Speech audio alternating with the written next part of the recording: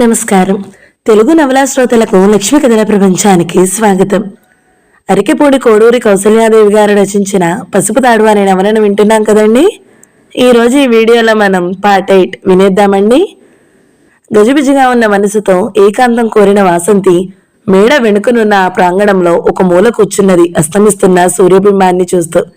ఆ ఎదుటి గదిలోనే సుజాత, తాను, తన స్నేహితులు సన్నిహితంగా కబుర్లు చెప్పుకుంటూ కూర్చునేవారు. ఆ పక్క గదిలోనే అమరుండేవాడు. అక్కడే సుజాత మృతదేహాన్ని ఉంచారు. అక్కడే మోహన్కు తనకు వాగ్వియుద్ధం జరిగింది. అబ్బా, ఎంత దారుణమైన అనుభవం ఇది. అక్కడ నుండి మోహన్ గది కనిపిస్తున్నది. అతడు సుజాత చిత్రపటం ముంగిట దీపం వెలిగించి తదేకంగా చూస్తూ చిత్రప్రతిమలా నిలబడడం స్పష్టంగా కనిపిస్తుంది. మోహన్ నిజంగా మారాడా? నిజంగా అతడు సుజాతను గాఢంగా ప్రేమించాడా? సంధి చీకట్లు అలుముకున్నందువలన ఆమె ఎవ్వరికీ కనిపించగల అవకాశం లేదు, తోటలో దీపాలు లేనందున. అంతలో ఏవో సరుకులు తెచ్చిన మనుషులు వచ్చారు. వారు ఆ తోట పక్కన ఉన్న మెట్లపై నుండే మేడ మీదకి వెళ్ళాలి. వారిని చూసిన అమర్ కిందకి దిగి వచ్చాడు. వారి మాటలన్నీ వాసంతికి స్పష్టంగా వినిపిస్తున్నాయి. అమ్మాయి గారు ఎక్కడండి? అన్నీ చూపించి డబ్బు తీసుకుపోవాలా? సమాధానంగా అమర్ అంటున్నాడు. అన్నీ నేను చూశాను, చాలు. డబ్బు నేనే ఇస్తాను. మీరెవరు ఆనందయ్య గారిని కానీ అమ్మాయి గారిని కానీ ఎందుకు విసిగించి హైరాణ పెట్టకండి. వారు అలసిపోయి ఉన్నారు. అలాగేలేండి బాబు, ఎవరిస్తేనే, మాకు డబ్బేగా కావాలి. సరుకు లెక్క చూసుకోండి మరి. ఉండండి, డబ్బు తెచ్చిస్తాను ఇప్పుడే అన్నాడు అమరేంద్ర. అవును కానీ బాబు, ఓ మాట అడిగేదా? కోపం చేయరు కదా? అడిగేదైతే అడగండి. మరి సుజాతమ్మ ఎక్కడో బలవంతపు సావు సచ్చిందట కదా, నిజమేనా? అమరేంద్ర మౌనంగా వింటున్నాడు. అసలు ఆ అమ్మాయి ఇంట్లో నుంచి వెళ్ళిపోనాక రాఘవులు. అమరేంద్ర గర్జనతో ఆ వ్యక్తి మాటలు ఆగిపోయాయి. ఉన్నమాటే కదా బాబు. రాఘవులు తనను తాను సమర్థించుకోజూశాడు. రాఘవులు, అమర్ తీక్షణంగా అన్నాడు. వయసులో పెద్దవాడివి కూడాను అలా చాటుమాటుగా మాట్లాడవచ్చా? తప్పేముంది బాబు, జరిగినది అందరూ చెప్పుకుంటున్నారు. వాసంతమ్మ పెళ్లి గురించి కూడా రకరకాలుగా చెప్పుకుంటారు. రాఘవులు, 10 మందిని ఏ గంగలోనైనా కలవని. నేను పూర్తిగా నీ భాషలో చెప్తాను విను. నీవు రైతువు కదా. ఏ చెట్టు నీడన బ్రతుకుతున్నామో ఆ చెట్లు పచ్చగా 10 కాలాల పాటు వర్ధిల్లాలని కోరుకోవాలి. పక్షులు, పిట్టలు కూడా అలాగే కోరుకుంటాయి, అవి ఆశ్రయించిన చెట్టు పచ్చదనాన్ని. మనము అమ్మాయి గారికి, అయ్యగారికి వచ్చిన కష్టం మనందరిది. వారి ఆశ్రితులై మనం వారి క్షేమం కొరకు భగవంతుణ్ణి ప్రార్థించాలి. మనము ఓ కన్నీటి చుక్క విడవాలి కానీ పరాయి వాళ్లము, పశువులము కాదు, ఓ రాయి విసరడానికి, పకపకలాడడానికి. అమరేంద్ర ఘాటు మాటలతో వాగ్బృందన జరిగినట్లయింది రాఘవులకు. అంతేలే బాబు, మీరు చదువుకున్నోరు, గొప్పోరు, మీకు తెలిసినన్ని విషయాలు మాకు తెలియవు అని వెళ్ళిపోయాడు రాఘవులు. అమరేంద్ర ఉన్నత స్వభావానికి మనసున అంజలి ఘటించకుండా ఉండలేకపోయింది. అన్నీ వింటున్నా వాసంతి. ఎంతటి ఉత్తముడు! ఎవరి అంచనాలకు అందనంత విశాల హృదయుడు! ఒకనాటి తన ప్రేమను, తన ప్రతిపాదనను పూర్తిగా విస్మరించినట్లే ఉన్నాడు. ఇంతింతి సంఘటనలు జరిగిన అనంతరం కూడా మోహన్ను తనను కలపాలని ప్రయత్నిస్తున్నాడే గాని ఏమాత్రమూ స్వార్థ చింతనలతో ఏమీ చెప్పడం లేదు. అమరేంద్ర ఉన్నతుడు, ఉత్తమ సంస్కారవంతుడు అని ఆమె మనసులోనే మరొకసారి అనుకున్నది. బాగా చీకటి వ్యాపించింది.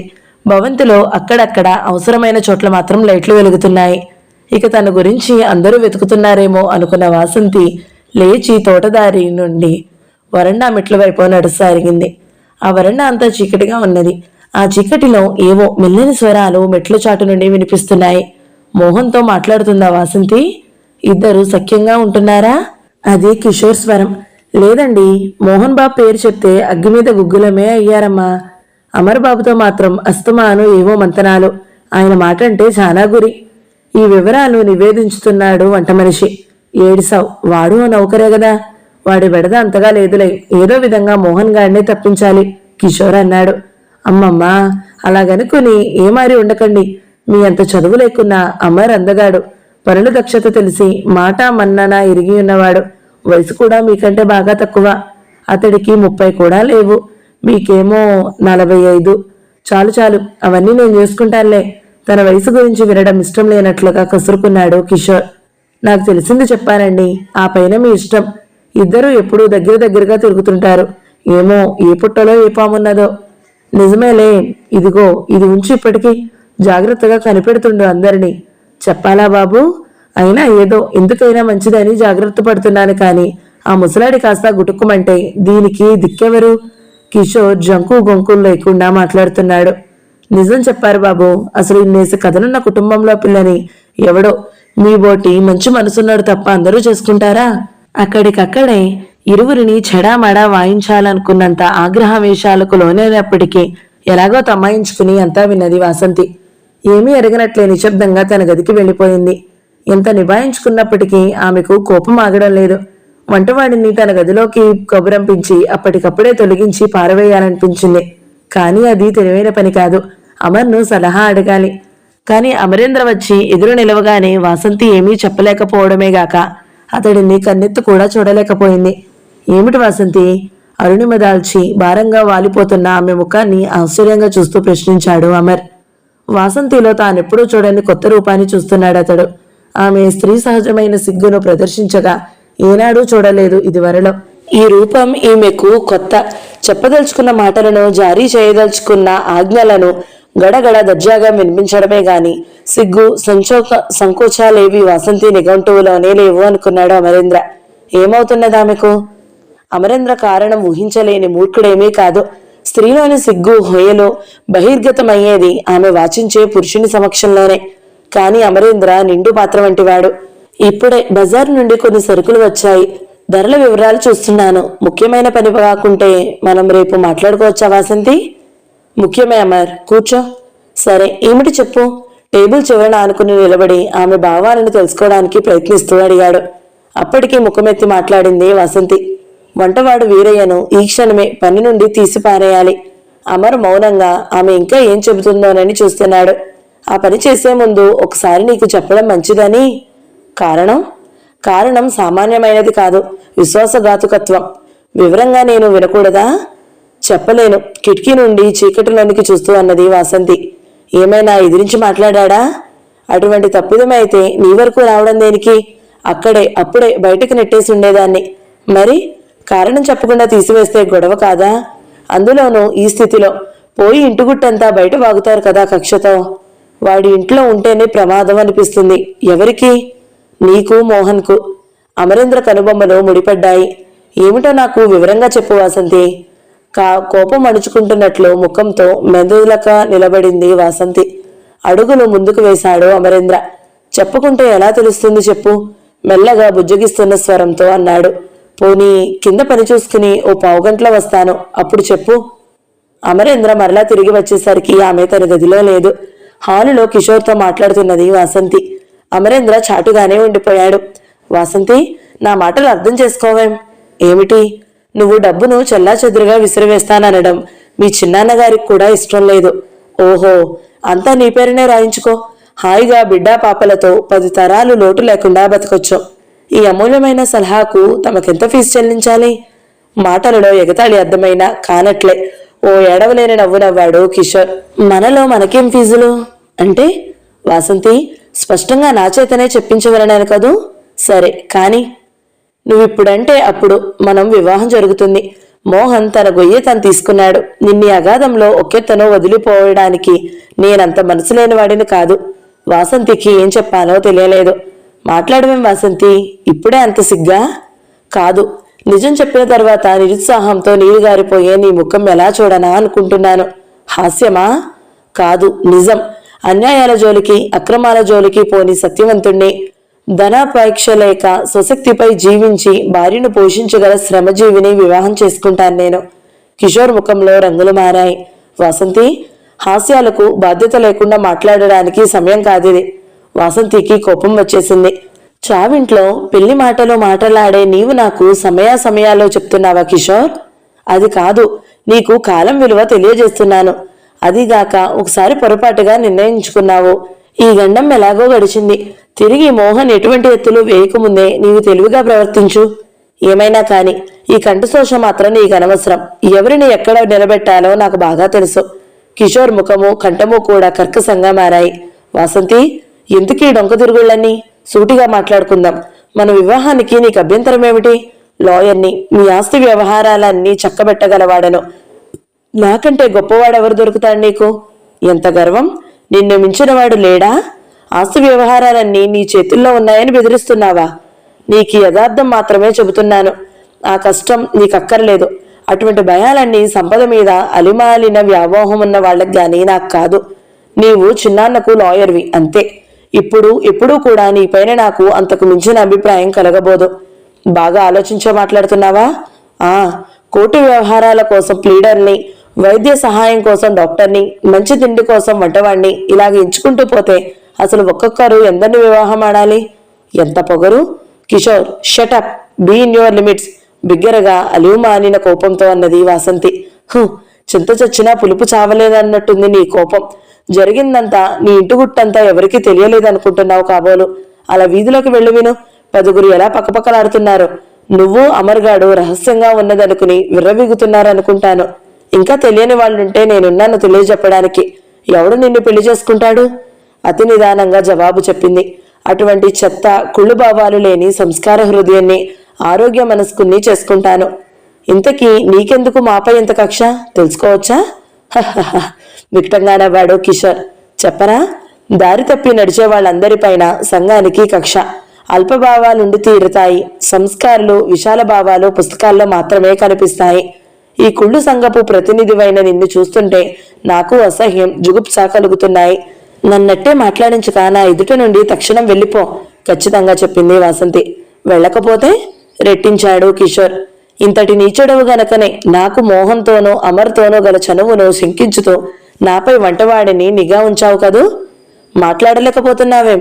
ఈ విషయం నాకెలా తెలిసిందనా? వీరయ్య సంవత్సరాల తరబడిగా ఈ ఇంటి ఉప్పు తింటున్నాడని మర్చిపోవడం నీ తెలివి తక్కువ. స్కౌండ్రల్ అన్నీ చెప్పేశాడా?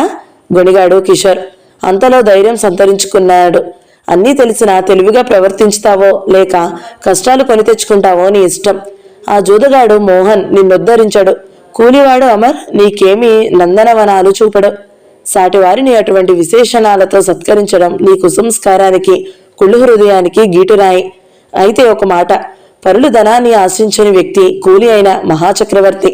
పరుల ధనానికి నక్కలా కాచు కూర్చున్నవాడు ఎంత విద్య ఉన్నా, ఎంత డబ్బున్నా సిగ్గులేని బిచ్చగాడే. మరి ఇందులో నీవెవరో నిర్ణయించుకో అనేసి గిర్రెన వెనదిరిగిపోయిన వాసంతి పమిట చెంగును కిషోర్ గుప్పెటతో పట్టి బంధించి వెక్కిలిగా నవ్వాడు. ఇంతకాలం వివాహం కాకుండా ఉన్నానని, సరసుడను కానని అనుకున్నావా? వాసంతి చెయ్యి అతడికి చెంపపెట్టు పెట్టడానికి లేచింది. కాని ఆమెకి శ్రమ అవసరం లేకపోయింది. కిషోర్కు అటూ ఇటూ 2 చెంపల మీద ఒక్కసారిగా చెంపపెట్టలు తగిలాయి. కాసేపు ఏమి జరుగుతున్నది అయోమయమై కనులు బయలుగర్మాయి. వాసంతి కూడా ఆశ్చర్యం నుండి కొన్ని నిమిషాల వరకు తేరుకోలేకపోయింది. తేరుకున్న తర్వాత కనిపించిన దృశ్యంతో మరింత విస్మయంతో చిత్రప్రతిమలా నిలబడిపోయింది. కిషోర్కు అటు మోహన్, ఇటు అమర్. కిషోర్ కమీజు కాలర్ పట్టుకుని తీక్షణంగా అసహ్యంతో చూస్తూ అన్నాడు మోహన్. నేను చాలా తప్పుదారిలో నడిచిన వాడనే ఒప్పుకుంటాను. కాని ఈనాడు నీ అసలు స్వరూపం చూశాక నేనెంత ఉన్నతుడనో, అసలైన నీచులో ఎటువంటి ముసుగులు కప్పుకుంటారో బాగా అర్థమైంది. వాసంతిని నీవన్నటువంటి మాటలు విన్నాను. నీ వదరబోతుతనానికి క్షమాపణ చెప్పుకో. ఏం నీవేమవుతావని అంత పౌరుషం? ఇంకా తగ్గని పొగురుతో గింజుకుంటూ అన్నాడు కిషోర్. కిషోర్ను వాసంతి పాదాల మీద పడేలా తోసి, ఆ అనుబంధాలు నీకు అర్థం కావు కాని వాసంతిని క్షమాపణ అడుగు అన్నాడు అమరేంద్ర. ఏమిటింకా ఆలస్యం? మేము వాసంతికి ఏమవుతామో తర్వాత ఆలోచిద్దాం. ముందు అక్కడ నీ ప్రాణం ఏమవుతుందో ఆలోచించు అంటూ కింద పడిన కిషోర్ను లేవదీసి మరో లెంపకాయ కొట్టబోయాడు మోహన్. గత్యంతరం లేని కిషోర్ పారిపోవడానికి చూశాడు. కాని అతడి 2 చేతులు అటు అమర్, అటు మోహన్ల చేతులలో ఇరుక్కుని ఉండి పలాయన మంత్రం ఫలించలేదు. కిషోర్, నేను ఇంటికి ఏమీ కాకపోయినా నీ పాలిట ఎముడిని మాత్రం అవుతాను. ఒళ్ళు దగ్గర పెట్టుకుని బతుకు హుంకరించాడు మోహన్. నీకున్న డిగ్రీ లేనంత మాత్రాన నీ నక్కజిత్తులు సాగనిచ్చే బుద్ధిమాంద్యం ఉంటుందని అనుకోకు అమర్ ఈసడించాడు. అప్పటికి తేరుకున్న వాసంతి అన్నది, పోనీయండి, బుద్ధిహీనుడితో తర్కంతో మనం కూడా తక్కువైపోతాము. బుద్ధి తెలిసి ఉండి నేను ఎక్కువ మాట్లాడాననుకుంటాను. మోహన్ ఒక్కసారిగా వాసంతిని చూసి కిషోర్తో అన్నాడు, చూసావా, నీవు అపకారం తలపెట్టినా ఆమె దేవతలా నిన్ను క్షమించి పొమ్మంటుంది. నువ్వు ఏ వంశాన్ని హేళనగా మాట్లాడావో ఆ వంశం ఔన్నత్యం ఇది. పోయి బ్రతుకు అమరేంద్ర అన్నాడు. ఇదేమీ సినిమా కాదు. నీవు కోరుకున్నది కాకపోగానే విలన్ వైపోయి విరివేషాలు వేయడానికి. ఇది నిజ జీవితం. నీ పరువు నీవే చేజేతలా పోగొట్టుకోవద్దు. వెళ్ళు. కిషోర్ తాత్కాలికంగా మౌనంగానే పోయాడు, మరో గత్యంతరం లేక. అతడి నిష్క్రమణానంతరం మిగిలిన ముగ్గురు ఒకరితో ఒకరు మాట్లాడుకునేందుకు కూడా సిగ్గుపడి చాలాసేపు మౌనంగా ఉండిపోయారు. ఆ మౌనాన్ని మొదట మోహన్ ఛేదించాడు. సారీ వాసంతి, నీ విషయంలో నీ అనుమతి లేనిదే కలగజేసుకోవలసి వచ్చింది. గదిలో పడి ఉండి ఉండి మతిలేక బయటకొచ్చేసరికి వాడి ప్రలాపన వినవచ్చింది. ఆ వాచలత భరించలేకపోయాను. థ్యాంక్ యూ మోహన్, మెల్లని కంఠంతో అన్నది వాసంతి. వాసంతి, కొద్ది రోజుల్లో నేను వెళ్ళిపోతానని నీకు చెప్పి ఉన్నాను. కానీ మరింత కొంతకాలం ఇక్కడ ఉండడానికి మీ చిన్నాన్నగారి అనుమతి తీసుకున్నాను. వాసంతి ఏమీ అనలేదు. ఇది స్వార్థం కొరకు కాదు, నీకోసమేనంటే నీవు నమ్మకపోవచ్చు. వెనుకటి జీవితం ఏమైనా ఇప్పుడు మాత్రం నేను నీకు అన్నను, జ్యేష్ఠ సోదరుని. నీ శ్రేయస్సు నాకు చాలా అవసరం అన్నాడు మోహన్ గంభీరంగా. వాసంతి అమితాశ్చర్యంతో చూడసాగింది. అవును వాసంతి, కళ్ళారా నీ పెళ్లి చూసి ఆ మర్నాడే వెళ్ళిపోతాను. చుట్టూ ధనపు రాసుల మధ్య తోడేళ్ల నడుమ నీవు ఒంటరిగా ఉండరాదు. నీకు సరైన జంట ఏర్పడినాక కళ్ళారా చూసి వెళ్ళిపోతాను. మోహన్, అవును, నిజమే మాట్లాడుతున్నాను. నేను నీ క్షేమం కోరేవాడినే. నీకిష్టమైనా కాకున్నా కొన్నాళ్ళిక్కడ ఉండక తప్పదు. నేను నీ శ్రేయోభిలాషిని. Believe me. మోహన్ అంతగా మారిపోగలడని ఊహించని వాసంతి అవాక్కయింది. మోహన్ నెమ్మదిగా తన గదిలోకి వెళ్ళిపోయాడు. ఎంతకు తనకు తానే మాట్లాడక ఏమేమో ఆలోచిస్తుండిపోయిన వాసంతి చాలాసేపటికి అమర్ పలకరించడంతో జాగ్రత్త అవస్థలోకి వచ్చి ఏమిటి అన్నది. ఒక్కతివే ఎందుకు ఈ చీకటిలో? లోనికి పదాని గదిలోకి అన్నాడు అమరేంద్ర. అన్నదే కాని కదల్లేదు. లే మరి, ఏమిటా ఆలోచన? ఎన్నో జరుగుతుంటాయి, ప్రతిదానికి మనసు పాడు చేసుకోవద్దు. అతడు ఆమెకు ధైర్యం చెప్పసాగాడు. ధైర్యంగా ఉండమని నీకు నేను చెప్పనవసరం లేదు కదా.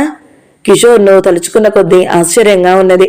ఇటువంటి వయోముఖ విషకుంభాలు జీవితంలో పొడుగునా ఎదురవుతూనే ఉంటాయి. ఎవరి జాగ్రత్తలో వారుండాలి, అంతే. లే, మనసు పాడు చేసుకోకు. మనస్సు కొత్తగా పాడయ్యేదేమీ లేదమర్.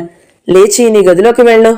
అబ్బా, పిచ్చెత్తుతుందమర్. ఈ విలువైన గదులు, దుస్తులు, మేడ, ఈ నౌకర్లు, తాపత్రయాలు, ఓహ్, ఈ ఆడంబరాలు నరకం నుండి ఎటైనా దూరంగా పారిపోవాలని ఉన్నది. కొత్తగా మాట్లాడుతున్నావు, దెప్పుతున్నావా? బాధగా అడిగింది వాసంతి. నేను అటువంటి వాడనేనా? జీవన మధురిమ ధనకనకాలలో లేదని ఆనాడు నువ్వన్న మాటలెంత యథార్థం అమర్. గత జల సేతుబంధం అది. ప్రస్తుత కర్తవ్యం ఆలోచించు. ఏమున్నది ఆలోచించేందుకు? మోహన్ మాటలు అక్షరాలా నిజం. నువ్వు బోలెడంత డబ్బు మధ్య ఉన్న అందాలి యువతివి. నీకు రక్షణ అవసరం. ఈ మాటలను అపార్థం చేసుకోవద్దు. ఆలోచించగల పరిజ్ఞానం ఉన్నది నీకు. లేచి నీ గదిలోకి వెళ్ళు. నేనొకసారి పొలాలు చూసి రావాలి. సుజాతకు జరపవలసిన కర్మకాండలు సక్రమంగా ముగిశాయి. విచారం తొలగకపోయినా ఇంట పేరునున్న స్తబ్దత పోయి తిరిగి ఎవరి పనులు వారు చేసుకోవడం ప్రారంభమైంది. కాలక్రమాన వాసంతి మనసు మారగలదనే ఆశతో ఆనందయ్య మోహన్ను మరింతకాలం ఉండమని కోరాడు. వాసంతి కూడా మోహన్తో అరమరికలు లేకుండా మాట్లాడుతున్నది. అమరేంద్ర ఎప్పటి వారిని బాధ్యతలన్నీ సక్రమంగా నెరవేరుస్తున్నాడు. ఒకనాడు మోహన్ పట్నం వెళ్లాడు కోర్టు పనిపై. అతడిపై బనాయించిన కేసు ఇంకా సాగుతుంది కోర్టులో. పట్నం వెళ్లిన వాడు పొద్దుపోయి ఇల్లు చేరడం లేదా మర్నాడు రావడం పరిపాటి అతడికి. అమర్ పొలం పనులు చేయించడంలో 2 రోజులుగా రాత్రింబవళ్లు అక్కడే ఉంటున్నాడు. తనకు ఈనాటి తపాలాలో వచ్చిన ఉత్తరాల గురించి చెప్తున్న వాసంతిని అమర్ గురించి అడిగాడు ఆనందయ్య. నిజంగా అమరేంద్ర లేకుంటే మన పనులేమై ఉండేవి? మనం ఏమైపోయి ఉండేవాళ్లం? ఏనాటి బాంధవ్యమో ఇది. కన్న కొడుకును మించి నన్ను చూసుకుంటున్నాడు, ఆదుకుంటున్నాడు మనస్ఫూర్తిగా అన్నాడు ఆనందయ్య. అవును చిన్నాన్న, నేను అదే అనుకుంటున్నాను. ఏమిటో అతడెప్పుడు మన ఇంట్లోనే ఉంటే బాగుండును అనిపిస్తుంది. స్వార్థం లేని అటువంటి యువకుడిని ఈ రోజుల్లో అరుదుగా చూస్తాము. అదెలా సాధ్యం చిన్నానా? నెమ్మదిగా అన్నది. ఏం, జీతం బాగా పెంచితే సరి ఇక్కడే ఉంటాడు అన్నాడు ఆనందయ్య. అలా మాట్లాడుతూనే ఉత్తరాలు చూస్తున్న వాసంతి ఒక్కసారి అదురుపడింది ఒక కవర్ చూసి. ఆ కవర్ ఒక పెద్ద కంపెనీ నుండి అమరేంద్ర పేరున వచ్చింది. ఏమిటో ఇది? వాసంతి మనసంతా వికలమైపోయింది. కిషోర్ రావడం లేదే మీ మధ్య? ఆనందయ్య ప్రశ్న. ఏవో పనులట, అప్రయత్నంగా అబద్ధం. ఎన్నోసార్లు కిషోర్ యథార్థ స్వరూపాన్ని పినతండ్రికి తెలియజేయవలని అనుకుంటుంది. కానీ కిషోర్పై చాలా గొప్ప అభిప్రాయం గల ఆనందయ్య నమ్మికపోవచ్చు. మధ్యాహ్నం 3:30 గంటల వేళ అమరేంద్ర ఇంటికి వచ్చి ఏవో అవసరమైన పొలం సామాన్లు పట్టించుకుని త్వరగా వెళ్ళిపోతున్నాడు. అమర్, ఒకసారి లారా. వాసంతి పిలవగానే వచ్చాడు అమరేంద్ర. జరీ చుక్కల సముద్రపు రంగు చీర కొంగు, విరబోసుకున్న జుట్టు సముద్రపు అలల వలె కదులుతుంటే కొన్ని క్షణాలు కన్నార్పక చూశాడు. అంతలోనే తన తప్పిదం తెలుసుకుని దృష్టి మళ్లించాడు. డైనింగ్ టేబుల్పై వేడివేడి భోజనం సిద్ధంగా ఉన్నది. టైం చూడు 3:30. అయినా అన్నం తినకుండా వెళ్ళిపోతున్నావా? కొంచెం పని తొందర. పర్వాలేదు, ముందు భోజనం చెయ్యి. ఏకంగా రాత్రి చేస్తానులే. పోనీ. వీల్లేదు, చేతుల ఆరోగ్యం పాడు చేసుకోవద్దు. అబ్బా, అక్కడ కూలీలు ఒకళ్ళు పని చేస్తారా నేను లేకుంటే? రాత్రి తింటాగా అన్నట్టు నీకేదో ఉత్తరం వచ్చింది. నాకా? ఏది? మరి ముందు భోజనం చెయ్యి, లేకుంటే ఇవ్వను. చేతిలోని కవరును చూపి కవ్విస్తున్నట్లుగా అన్నది వాసంతి. అమర్ అందంగా నవ్వి భోజనం వద్ద కూర్చున్నాడు. ఇదిగో నీ ఉత్తరం. ఈ అన్నం చేత్తో ఎలా చూసేది? కాస్త విప్పి చదువుతావా అన్నాడు. ఓ, కానీ అది నేను చూడవచ్చునైన విషయం అవునో కాదో? నాకు అటువంటి రహస్యాలేమీ లేవు వాసంతి. అయితే చదువుతున్నాను. ఒక కంపెనీ వారు ఇంటర్వ్యూకు రమ్మని ఓ నగరం నుండి రాసిన ఉత్తరం అది. అమరేంద్ర విని ఊరుకున్నాడు. ఉత్తరంలోని విషయాల కంటే వాసంతి చనువు, సాన్నిహిత్యాలు అతడి నిగ్రహాన్ని పరీక్షకు పెడుతున్నాయి. నేడు ఆమె అందం అతడి కళ్లను జిగేలు అనిపిస్తున్నది.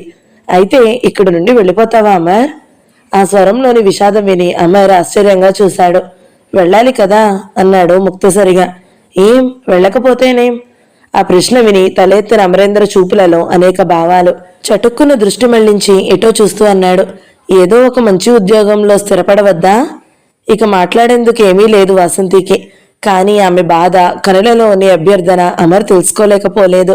అతడు వెళ్ళిపోయాడు భోజనం ముగించి. వాసంతి వదలలేదు. వెన్నంటి వెళ్ళి అడిగింది. అమర్, ఎందుకు వెళ్ళిపోతున్నావు? ఆ కంఠంలో ఎంత మమతా మాధుర్యాలు! ఏమిటి వాసంతి అలా అడుగుతావు? నన్ను నీవు వదిలి వెళ్ళగలవు కదూ? అవునులే, ఎంతైనా మగవాడివి. గబగబా కన్నీరు కారిపోతుండగా తన గదిలోకి పారిపోయింది వాసంతి. అతడు పొలం నుండి తిరిగి వచ్చే వరకు ఆమె అతడిని గురించి ఆలోచిస్తున్నది. అక్కడ అమర్ కూడా ప్రశాంతంగా లేడు. ఆమె రూపం, మాటలు అతడిని వెన్నంటుతున్నాయి. ఏమిటి వాసంతి మనసు? అమర్, నీకు నాపై బాగా కోపంగా ఉన్నది కదూ? అతడు తిరిగి రాగాని అడిగింది ఆత్రంగా, అందుకే వేచి ఉన్నట్టు. ఏమిటి వాసంతి, ఏమిటి ఈరోజు చాలా కలవరంగా ఉన్నావు? ఏ సినిమాకో వెళ్ళి రారాదు, కాస్త మార్పుగా ఉంటుంది అంటూనే వెళ్ళిపోయాడు. అతడెప్పుడు ఆమెతో మాట్లాడినా అలాగే మాట్లాడతాడు. ఆ స్నేహస్వరం, ఆ లాలన, అదరం తన సొంతం చేసుకోవాలని, అతడిని గుండెలపై వాలి సేద తీరి మరింత లాలనను, ప్రేమను అనుభవించాలని ఆమె స్త్రీ హృదయం తహతాలాడుతున్నది. అయితే అది గుర్తించినట్లే ఉంటున్నది అమరేంద్ర ప్రవర్తన. పూర్వంలాగే దూరంగా తన హద్దుల్లోనే ప్రవర్తిస్తున్నాడు. అతడికి తన మనసును, ఆరాధనను నివేదించడం ఎలాగా? ఏమైనా సరే, ఈరోజు అతడికి తన మనసును విప్పి చెప్పాలని నిర్ణయించుకున్నది ఆమె. అమర్ బాబు భోజనానికి రారంటండి, జ్వరంగా ఉన్నది నౌకర్ చెప్పేసి వెళ్ళిపోయాడు. ఆత్రంగా వెళ్ళింది థర్మోమీటర్ తీసుకుని. అమర్ తన గదిలో పడుకుని ఉన్నాడు. జ్వరం 104. ఎప్పటి నుంచి? నుదుటిపై చెయ్యి వేసి చూస్తూ అడిగింది. ఉదయం నుండి ఉన్నది. త్రోసుకు తిరుగుదామనుకున్నాను కానీ మంచాన పడేసింది. తేలికగా నవ్వేశాడు అమరేంద్ర. మరి భోజనం ఎందుకు చేయాలి జ్వరంతో? నీవు చేయమన్నావు కదా నవ్వుతూ అన్నాడు. రకరకాల భావాలు అలలుగా కదిలిపోయాయి వసంతి ముఖంలో. అయితే ఉద్యోగానికి వెళ్ళిన చోట ఇలా వస్తే ఎవరు చూస్తారు? దిక్కులేని వాళ్లకు దేవుడే దిక్కు, అంతేనా? మన ఇద్దరినీ పరిచయం చేసింది కూడా ఈ జ్వరమే కదా? గుర్తుకు రావడం లేదా అమర్? అవును, నిర్లిప్తంగా అన్నాడు. నాకేం పర్వాలేదు, ఏమైనా కావలిస్తే నౌకర్లో ఉన్నారు కదా, వెళ్ళు వాసంతి. వాసంతి వినిపించుకోలేదు. ఫ్రిడ్జ్ డైర్లో నుండి చల్లని నీరు తెచ్చి రుమాలు అందులో తడిపి అతడి నుదుటి పై వేసింది. దిగ్గున లేచి కూర్చున్నాడు అమర్. వెళ్ళు వాసంతి, చెప్తే అర్థం చేసుకోవేం? విస్తరిపోయి చూసింది. ఆ కంఠం, అటువంటి మందలింపు అమరేంద్ర నుండి ఎప్పుడూ వినలేదు. ఇప్పటికే నీచులందరికీ ఇష్టం వచ్చినట్టు వాగే అవకాశం దొరికింది. ఇంకా మనం వాళ్ళని వాగించడం దేనికి? ఒక్కసారి అతడి కన్నుల్లోకి చూసిన వాసంతి లేచి నెమ్మదిగా భారంగా కదిలిపోయింది. అమర్ బౌరవుగా నిశ్వసించి కనులు మూసుకున్నాడు, నిష్క్రమిస్తున్న వాసంతినే చూస్తూ. ఇప్పటికీ ఆమెకు, తన మనసుకు తనకు తెలిసి వచ్చింది. కానీ ఆపై ఆలోచించలేక మగతగా కనులు మూసుకున్నాడు అతడు. అర్ధరాత్రి వేళ ఇల్లు చేరిన మోహన్ యాదాలాభంగా అమరేంద్ర గదివైపు చూశాడు. గదిలో నుండి సన్నగా మూలుగు వినిపిస్తున్నది. దగ్గరగా వెళ్లి చూసి అమరేంద్రకు జ్వరం విపరీతంగా ఉన్నదని తెలుసుకున్నాడు. అమరేంద్ర స్పృహలో లేడని గ్రహించాడు. ఇదేమిటి? ఒక్కడు పాపం ఎవరూ చూడలేదా? వాసంతి గదివైపు నడిచిన అతడు మరింత నిర్గాంతపోతూ నిలబడ్డాడు. వాసంతి నిద్రపోలేదు. గదిలో లైటు వెలుగుతూనే ఉన్నది. మంచం మీద బోర్లాపడి వెక్కి వెక్కి ఏడుస్తున్నది. వాసంతి, వాసంతి! రెండోసారి బిగ్గరగా పిలిచిన తరువాత వాసంతి ఎదురుపాటుతో లేచి వచ్చింది. ఎంత తుడుచుకున్న ఆగని కన్నీటి స్రవంతితో. వాసంతి, ఏమిటి? మాట్లాడక పెదవిని పంటితో నొక్కి నేలచూపులు చూడసాగిందామె. అమర్కు బాగా జ్వరం, స్పృహలో లేడు. నీకు తెలుసా? అవును అన్నట్టు తలపంకించింది. మరి డాక్టర్ని పిలవలేదా? కనీసం ఏమైనా మాత్రలు కానీ? వాసంతి కనులెత్తి తీక్షణంగా చూసింది. నేను ఆ గదిలోనికి వెళ్తేనే అతడు మైలు పడిపోతాడట, ఇంకేం చేసేది అనేసి పోయి ఒక సోఫాలో కూలబడింది. ఏమీ అర్థం కాకపోయినా ఇరువురికి ఏదో కలహం వంటిది జరిగిందని భావించాడు మోహన్. నేనిస్తాను, ఏమైనా టాబ్లెట్స్ ఉంటే ఇయ్యి.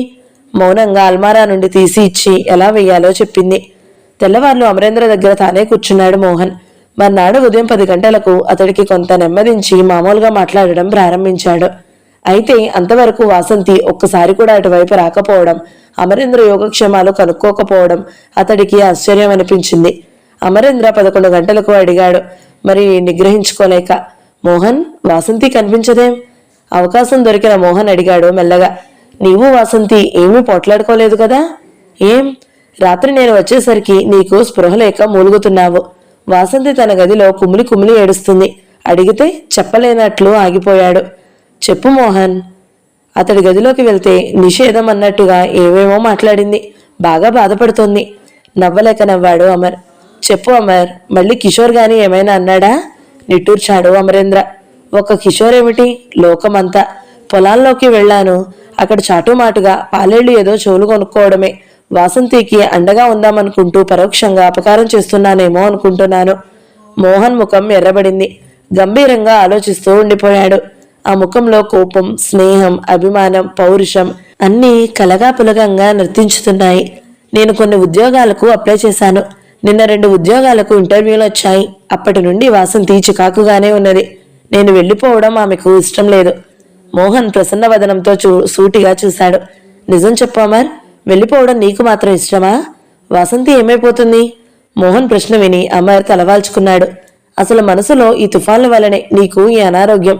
ఇది ఆరోగ్యం పాడై వచ్చిన జ్వరం కాదు. అమర్ హృదయాంతరాళం నుండి బయలమై నిట్టూర్పు బాధగా వెలువడింది. ముఖం వాల్చుకు కూర్చున్న అతడి భుజంపై సస్నేహంగా తట్టుతూ అడిగాడు మోహన్. అమర్, అసలు నీకు వెళ్ళిపోవాలని ఎందుకు అనిపించింది? ఇప్పుడు సమాధానం లేదు అమరేంద్ర నుండి. అమర్, నాకు తెలుసు, నీవు ద్వైద్వీభావంతో సతమతమవుతున్నావు. వాసంతిని ప్రేమించను లేక ద్వేషించను లేక నలిగిపోతున్నావు. అమరేంద్ర నుండి నిట్టూర్పే సమాధానమయ్యింది. అమర్, వాసంతి నీవు మొదట స్నేహితులు. అయితే అప్పటి వాసంతి లోకమెరుగనిది. తన మనసు తనకే తెలియని అర్భాక్యురాలు కనుకని నిన్ను గుర్తించలేకపోయింది. కాని అది అగౌరవం మాత్రం కాదు. మధ్యలో వచ్చిన నన్ను ఓ దుస్సభానంగా మర్చిపో. నేను కేవలం డబ్బు కొరకే వివాహం చేసుకోవాలి అనుకున్నాను గాని ఎప్పుడు చిరబరలాడే ఆమెపై నాకు ప్రేమ శ్రద్ధలు ఉండేవి కావు. వివాహానంతరమే ఆమె నన్ను భర్తగా స్వీకరించాలనుకున్నది. ఫలితంగా మేము దూరంగానే ఉండిపోయాము. నమ్మగలిగితే నా మాటను నమ్ము. వాసంతికి నీవెలా స్నేహితుడవో నేనలా అభిమానిని మాత్రమే. ఏం మాటలు మోహన్, నాకెప్పుడూ అనుమానం లేదు. మరి నీ విలువ తెలియని నేను నిన్ను నిర్లక్ష్యంగా తోలనాడిన సంఘటనలున్నాయి. వాసంతి స్వయంగా చిన్నబుచ్చిన సంఘటనలు ఉన్నాయి. అన్నీ సహించి సహనం ప్రదర్శించి అందరి దృష్టిలోనూ ఉన్నతుడువైనావు. మరి నేడు వాసంతి తన తప్పిదం తెలుసుకుని నిన్ను మనసారా గౌరవిస్తున్న సమయంలో ఇదేమిటి?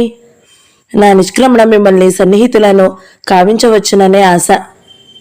అంతే మోహన్, ఓ మంచి విషయమే గుర్తు చేశావు. అయితే నా నిష్క్రమణ వల్ల మీరు దగ్గర కావచ్చు కదా? నా అభిప్రాయం అది కాదు అని స్పష్టీకరించాలనుకున్నాడు. కాని పొలాలలో పనిచేసే మనుషులు పరుగున రావడంతో ఆ సంభాషణకు అంతరాయం కలిగింది. ఏమిటి? అమర్ అయోమయంగా చూస్తూ అడిగాడు ఆ వచ్చిన వారిని, ఆతత్రము, కంగారము, విస్మయము చూస్తూ. మమ్మల్ని బయటికి నెట్టి పొలాల్ని కిషోర్ బాబు స్వాధీనపరుచుకున్నారు బాబు. ఆ? మోహన్ అమర్లు ఒకేసారి ఆశ్చర్యం వెళ్లబుచ్చుతూ ముఖముఖాలు చూసుకున్నారు. ఆయనకు మా అయ్యగారు బాకీ ఉన్నారట. దానికి బదులు పొలం ఆయనే స్వయంగా రాసిచ్చారట. నమ్మశక్యం కాకుండా ఉన్నదే. వాసంతిని కబురంపగా వచ్చింది. వింటూనే ఉగ్రురాలైపోయింది. ఇందులో ఏదో మోసం ఉన్నది. చిన్నాన్నకు అసలు బాకీ ప్రసక్తి లేనే లేదు. ఆయనకు అసలు రుణాలంటేనే అసహ్యం.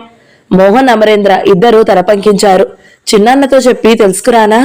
వద్దు వద్దు, అమర్ కంగారుగా వారించాడు. ఆయనకిప్పుడు రక్తపోటు, గుండెదడా రావచ్చు.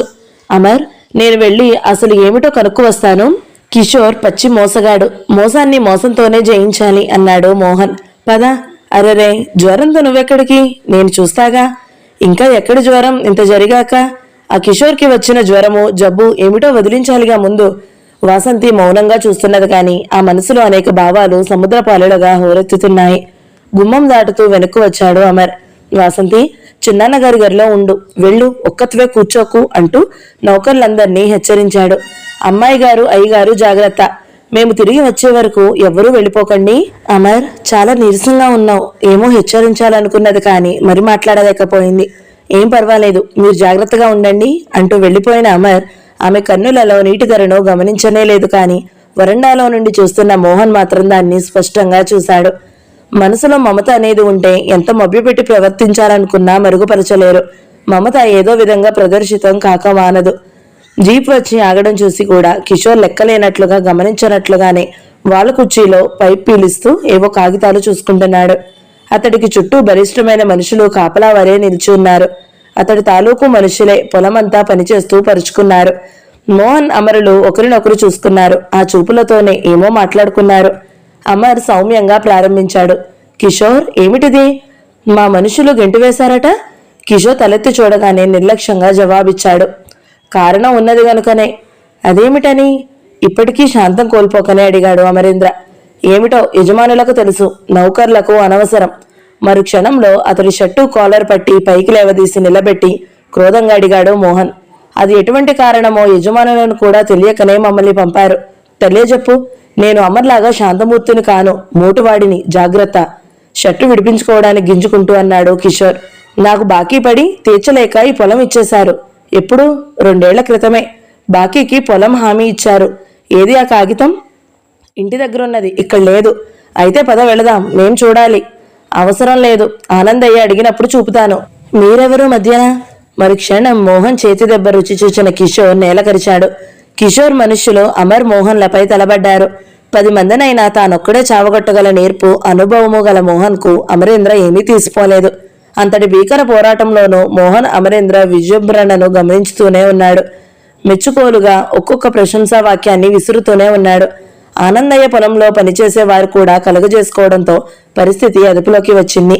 ఓ అరగంట అనంతరం తన జీతగాండ్రు కాలికి బుద్ధి చెప్పగా ఒంటరిగా మిగిలిన కిషోర్కు వినయంగా జవాబు చెప్పక తప్పలేదు. ఏమి, మీకు ఆనందయ్య గారు రాసిచ్చిన కాగితాలు?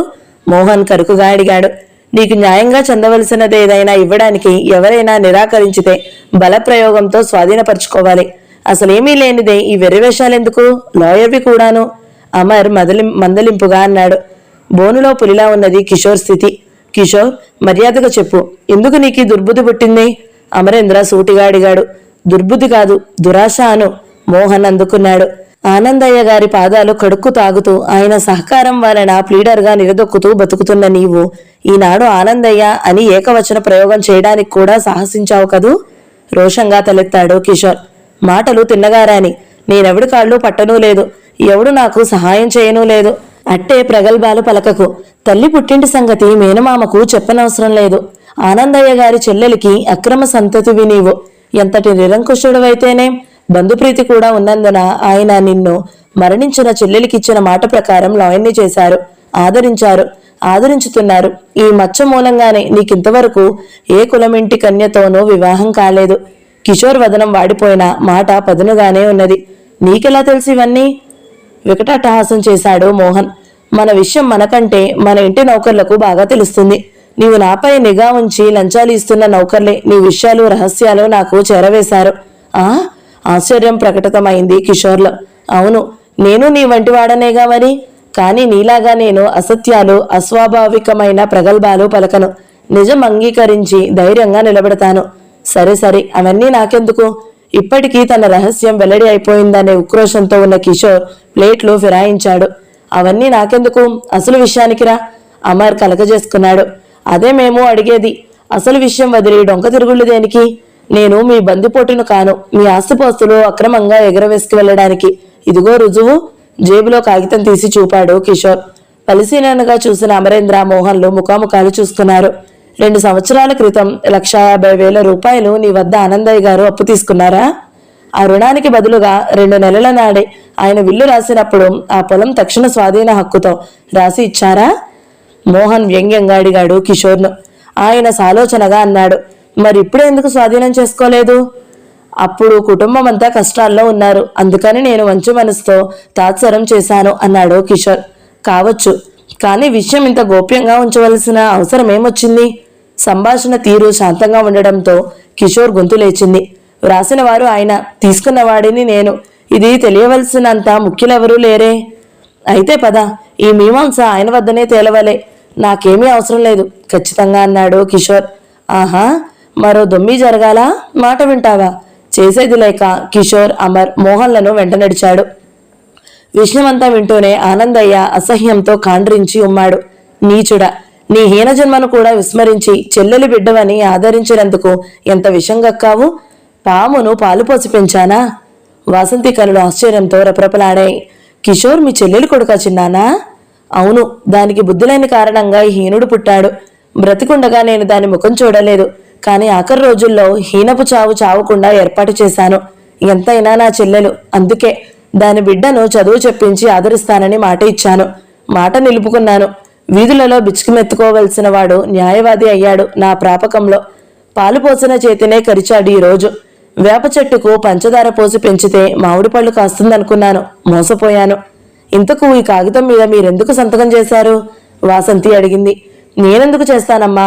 దుర్మార్గుడు నేను జబ్బి పడి ఉన్నప్పుడో లేదా సుజాత కోసం మతిపోగొట్టుకున్నప్పుడో కంగారుగా సంతకం పెట్టించి ఉంటాడు. 2 పైసలు విలువ చేయని నాడు నాకు 1,00,000 రూపాయలు ఇచ్చాడా? లేదా ఫోర్జరీ కూడా కావచ్చు వాసంతి, కంగారు పడకు మోహన్ అన్నాడు. అందరూ అలా తర్జన భర్జనలో ఏమారి ఉన్న సమయంలో కిషోర్ బయట వరండాలోకి జారుకున్నాడు. అక్కడి నుండి వికటాటహాసం చేస్తున్న అతడిని అందరూ అదిరిపాటితో చూశారు. ఫోర్జరీ కాదురా ముసలాడా, నీ సంతకాలే అవి. తెలివిగా రాయించుకున్నాను. నువ్వు నా తల్లిని తండ్రిని అగౌరవపరిచిన దానికి కక్ష తీర్చుకున్నాను. నా జన్మను అల్పంగా చూసి మా అమ్మను కించపరిచి ఇంటి నుండి గెంటేశావు. ఇది దానికి ప్రతిఫలం అనుకో. ఇక బ్రహ్మదేవుడు కాదు కదా, అతడి తాత ముత్తాతలు కూడా నిన్ను రక్షించలేరు. నీ మేడ కూడా నా స్వాధీనం అవుతుంది కొద్ది రోజుల్లో. అది నా పేరునే రాయించుకున్నాను. నా తల్లి ఆనాడు వీధుల పాలైనట్లు నువ్వు అవుతావిక. వాసంతి, నీ పొగరణిగిందా? ఇప్పుడు కాళ్ళబేరానికి వస్తావుగా. ఈ స్థితిలో నువ్వేమిటి? నీ తాతల వంటి వాళ్ళు కూడా వస్తారు. మెరుపు వలె మోహన్ ముందు కురిగి కిషోర్ను ఒడిసి పట్టుకున్నాడు. ఇంతవరకు నిన్ను చాలా గౌరవంగానే చూసా, కానీ ఇప్పుడు నిరూపించుకున్నావు నీవు అందుకు అనర్హుడవని. అమర్, వీడిని ముందు ఆ కుర్చీలో పడేసి కట్టే. వాసంతి తాళ్లు తెచ్చింది. మంచి పని చేశారు. ఆ కాగితాలు ఎక్కడున్నాయో చెప్పించి తీసుకురండి. ఇంత నీచుడని తెలియక చేరదీశాను రొప్పుతూ అన్నాడు ఆనందయ్య. వీడు చూపుతున్నది నకళ్ళు, అసలువి కాదు. చిన్నాన్న, మీరు హైరాణ పడకండి. ఇందుకే నేను మొదటే చెప్పాను మీకు, విపరీతమైన ధనం కూడా ఇటువంటి నాగుబాములను చేరదీసి అనర్థాలు కల్పిస్తుందని. నిజమేనమ్మా. కిషోర్ మొదట బింకంగా ఉన్న పిదప దారికి రాక తప్పలేదు. నేను చాలా మొండివాడిని. నేనేమైనా ఏడ్చేవాళ్లు లేరు. నిన్ను చంపి జైలుకు కూడా పోగలను సునాయాసంగా. కనుక చెప్పేసేయి, ఆ కాగితాలన్నీ ఎక్కడున్నాయో కర్కసంగా అడిగాడు మోహన్. సమాధానం రాకపోగా ఎడాపెగా వాయించాడు బలంగా. అమర్ కల్పించుకున్నాడు. మర్యాదగా చెప్పు, లేదా నరకమే చూస్తావు. నేను మంచివారికే మంచివాడిని, మొండి దగ్గర శతమొండిని.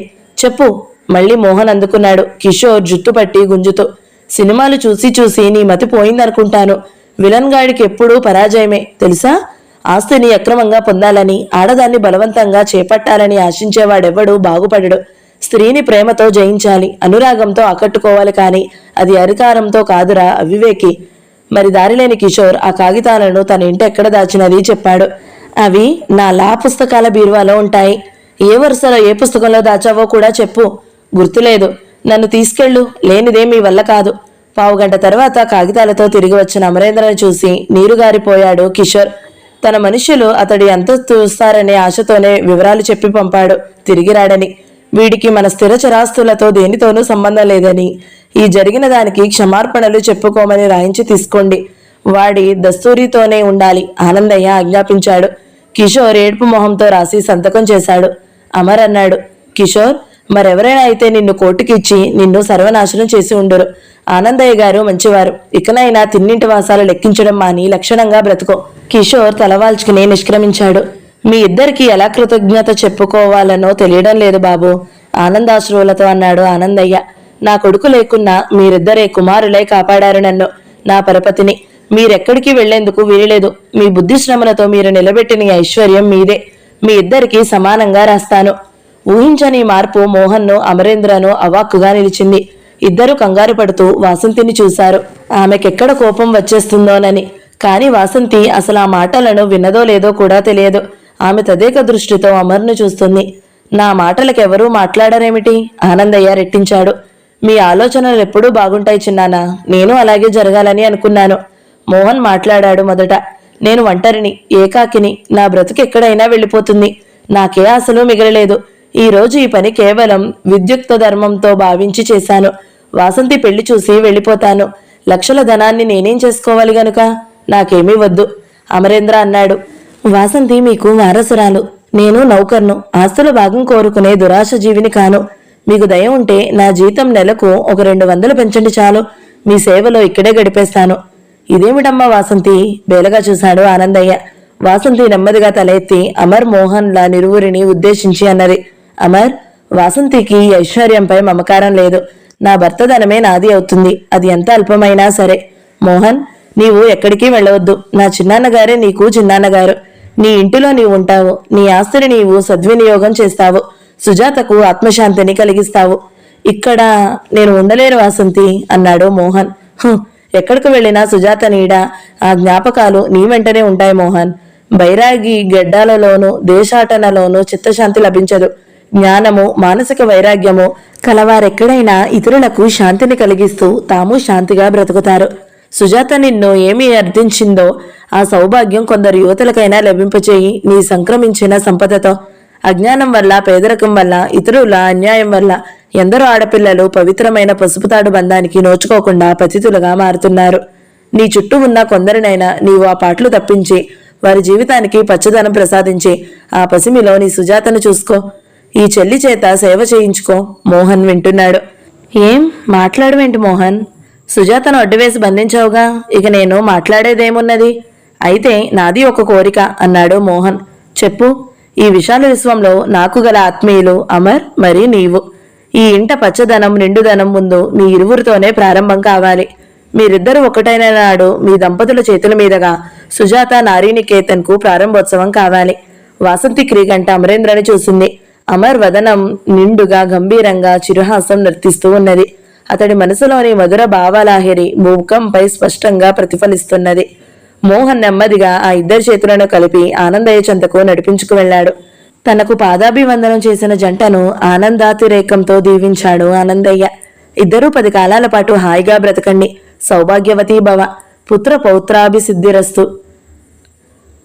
పసుపుతాడు అనే నవల సమాప్తం. ఈ వీడియో మీకు నచ్చినట్లయితే లైక్ చేయండి, షేర్ చేయండి, మంచి కమెంట్ పెట్టండి. ఇలాంటి మరిన్ని వీడియోల కోసం మన ఛానల్ని సబ్స్క్రైబ్ చేసుకోండి. మరి ఒక మంచి నవలతో మీ ముందుకు వస్తాం. అంతవరకు సెలవు. నమస్తే.